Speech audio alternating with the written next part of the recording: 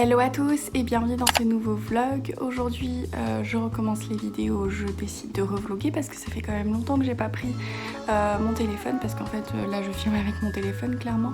Donc bref, aujourd'hui je reprends un vlog. Ça va être une vidéo un petit peu mi-vlog, mi-je parle face cam parce que en fait j'avais envie de vous parler des habitudes qui changent ma vie, les habitudes qui me font du bien, les habitudes qui me permettent d'avoir un équilibre et de me sentir bien. J'espère que ce format de vidéo que j'essaye de faire vous plaira et n'hésitez pas à me laisser des commentaires, à lâcher un pouce et à vous abonner et c'est parti.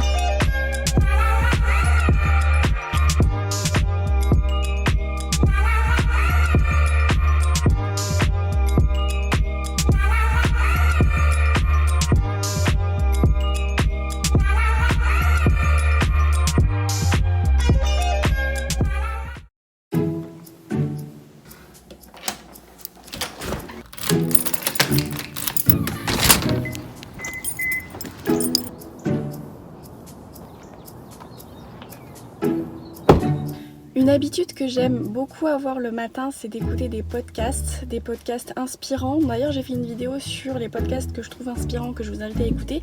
Mais évidemment, il y en a plein d'autres, donc n'hésitez pas à me dire d'autres podcasts inspirants en commentaire. En ce moment, j'écoute un podcast de Devi qui s'appelle Sunshine Radio. D'ailleurs, je vous invite à regarder sa chaîne, donc c'est super cool ce qu'elle fait, ces petits podcasts. J'ai l'impression d'écouter une amie. Je trouve que dès le matin, ça met de bonne humeur. Puis avant d'aller au travail, ça met des good vibes. En plus, on peut faire autre chose. Donc là, typiquement, c'est pendant que je conduis, j'écoute un podcast. Et voilà, ça me met des idées nouvelles dans la tête. Ça m'inspire, ça me donne des idées. Et d'ailleurs, ce soir, il faut que je répare mon toit ouvrant ici. Vous voyez pas, mais ici, là. Parce que je sais pas pourquoi mais mon toit ne se referme pas, donc ce soir il faut que j'aille voir un garagiste, donc j'espère que il va pouvoir réparer ça rapidement parce que s'il pleut je suis un peu dans la galère. Donc ce matin-là, j'avais filmé un petit peu le début de ma journée, donc mon trajet en voiture, puis aussi un petit bout de mon travail dans mon bureau. Donc si jamais ça vous intéresse que je vous fasse une petite revue sur qu'est-ce que je fais vraiment dans mon travail, etc. Ça sera avec plaisir. Pour revenir aux habitudes que j'aime faire de temps en temps, j'aime bien en fait peindre. Donc là en fait je fais de l'aquarelle. Donc j'avais acheté tout le matériel dans un magasin spécialisé, puis ça me permet de développer ma créativité, de penser à autre chose. Et je trouve que c'est vachement bien d'avoir une activité où tu crées quelque chose de tes propres mains. Puis aussi ce que j'aime bien faire de temps en temps, c'est lire un bon livre. Parce que pareil, je trouve que ça m'aide à me vider l'esprit. Puis là en ce moment, je lisais un livre de Mona Chollet qui s'appelle Sorcière, la puissance invaincue des femmes. Je vous en ferai une revue si jamais ça vous intéresse.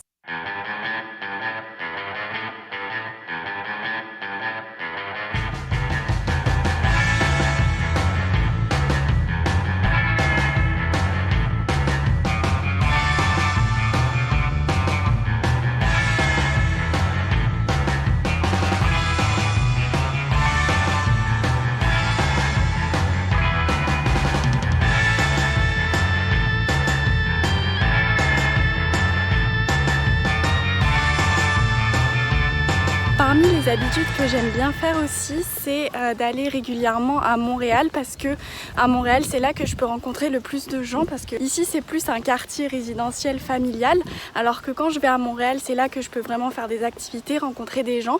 D'ailleurs, si vous voulez une vidéo où j'explique comment rencontrer des gens quand on est expatrié, comment faire pour faire de nouvelles rencontres, n'hésitez pas à me le dire en commentaire. Là, du coup, je m'en vais rejoindre une fille que j'ai rencontrée à Montréal, donc on va participer à des événements parce qu'il y a énormément d'événements l'été.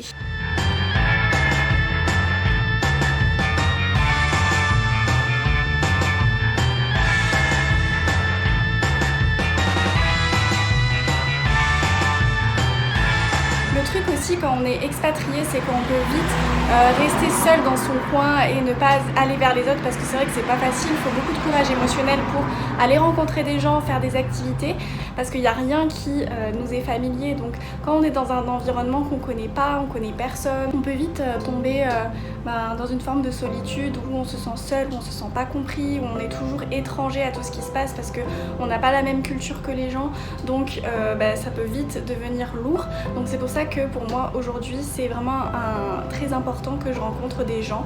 Donc il faut tout le temps sans arrêt être en adaptation, avoir une énorme capacité d'adaptation. Et puis quand je m'imagine 2 secondes vivre en France et avoir une vie en France, et c'est là que je me rends compte de la chance que j'ai d'être ici, même si évidemment j'ai travaillé pour. Quand on pense à expatrier, on pense à vie de rêve, on pense au fait de faire plein d'activités, rencontrer plein de gens et à vivre une vie passionnante et enrichissante. Ce qui est tout à fait vrai, c'est-à-dire que moi personnellement en tant qu'expatriée, j'adore ma vie ici.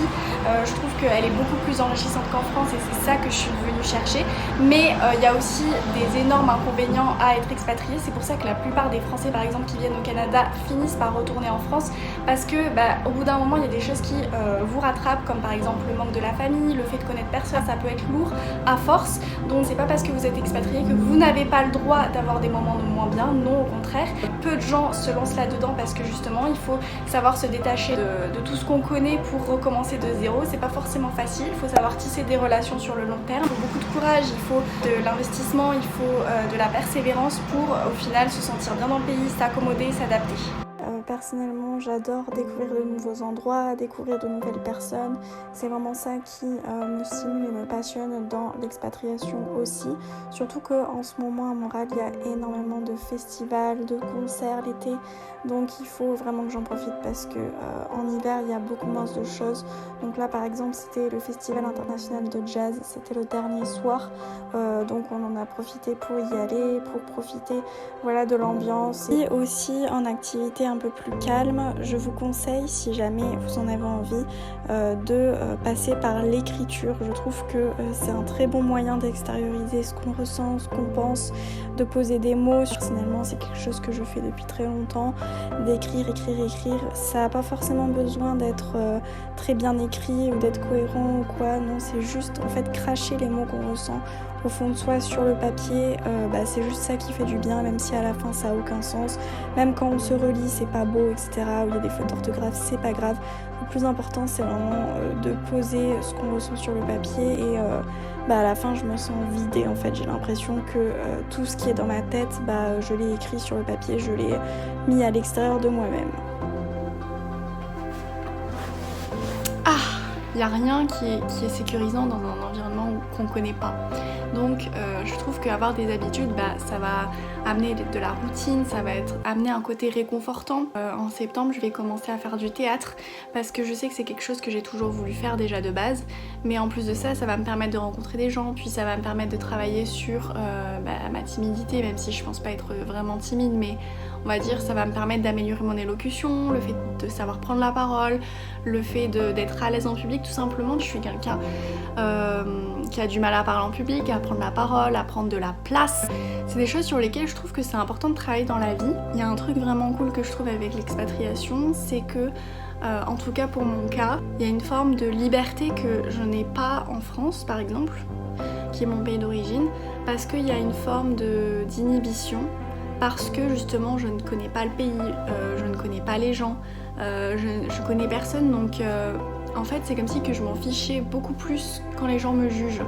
Si on me juge, en fait je me dis que c'est pas grave parce que c'est pas mon pays. Alors je sais pas si je vais rester au Canada pour plus de 2 ans, parce que là actuellement je suis en permis de travail pour 2 ans, mais je sais pas si je vais y rester plus longtemps. Mais en tout cas, il y a vraiment ce côté en mode on s'en fout en fait, on s'en fout. Et ça je sais que je devrais l'avoir aussi en France ou n'importe où dans le monde, en mode on s'en fout, genre tu t'habilles comme tu veux, oui si t'as envie de porter un truc un peu court, c'est pas grave. En plus en tant que femme, c'est sûr que tu te poses 2 fois plus de questions quand tu veux t'habiller court, malheureusement. Mais il y a vraiment ce côté où je m'en fiche en fait du regard des autres. Évidemment que j'ai quand même des moments où je me demande ce que les autres pensent de moi, mais en fait ça va pas affecter autant ma vie que ça affecte ma vie quand je suis en France par exemple. Je me sens beaucoup plus libre d'être moi. Alors bien que, ça j'en reparlerai dans d'autres vidéos, mais c'est vrai que socialement, parfois je me sens pas toujours moi-même, parfois j'ai l'impression de comme jouer un rôle. Il y a quelqu'un qui me disait un jour que les relations sociales finalement c'est du théâtre. Au début quand tu te connais pas et que tu veux faire en sorte que tout le monde t'apprécie, c'est comme un peu du théâtre où tu joues, où t'exagères ta personnalité. C'est pas que je suis fausse ou que je je fais semblant d'être quelqu'un que je ne suis pas, c'est qu'en fait je vais exagérer certains traits, mais même inconsciemment sans le vouloir, juste parce que j'ai envie qu'on m'apprécie. Il y a des avantages, des inconvénients à l'expatriation et si vous voulez une vidéo où je vous en parle un peu plus, n'hésitez pas à me le dire.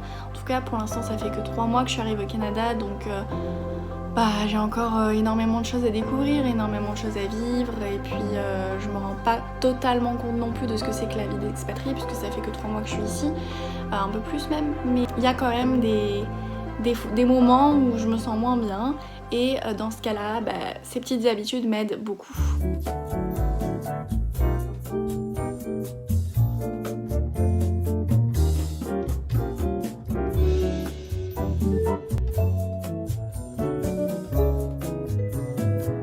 Une chose aussi qui est indispensable pour moi, c'est de faire des to-do list, donc de faire des listes des choses que j'ai à faire dans la journée. Ça m'aide à poser sur le papier ce que j'ai dans la tête, puis à pas trop m'encombrer l'esprit et avoir une trop grande charge mentale. Et je trouve que pour moi c'est vraiment indispensable.